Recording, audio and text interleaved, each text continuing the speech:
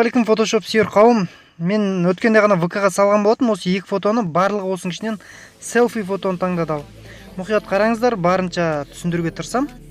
Бұған міндетті түрде бізге селфи фото керек. Яғни монопатпен немесе соткамен түссе де болады. Қарапайым селфи, бірақ та арқаңыз немесе басыңыз қарқылып бұл міндетті түрде дұрыс шықпайды.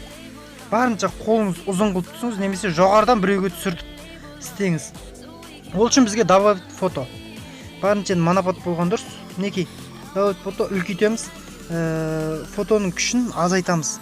Азайтып, анау қазір көрдіңіздер, көбейткен кезде адам тұратын нүкте соның астында қалу керек. Суретті көрсеңіздер өздеріңіз түсініп аласыздар. Мінекей, енді міндетті түрде адамның үстін жақсылап, твердості барынша точный қылып алып, прозрачностьті жоғары неге көтеріп, бұны өшіресіздер. Адамның үстін барынша өшіріп тастайсыздар, бірін қалдырмай. Мінекей, размерде барлығын жобаға келтіріп алып, міндетті түрде адамның үстін толық өшіресіздер. Мен бұл фотоны асығыстау істеп жатырмын. Қазір бір дұрыс емес қалған жерлер болып жатса, кешірім сұраймын. Мінекей, енді түсінбей жатқан шығарсыздар. Мінекей, көбейткен кезде мынандай фото шығады.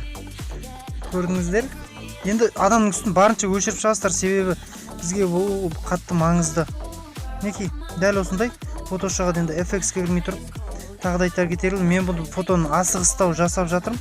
Яғни сіздерге қалай жасау алу керек жолын мен көрсетсем, сіздер ары қарап өздеріңіздің фотоларыңызды қойып, ерінбей өшіріп істесеңіздер болады.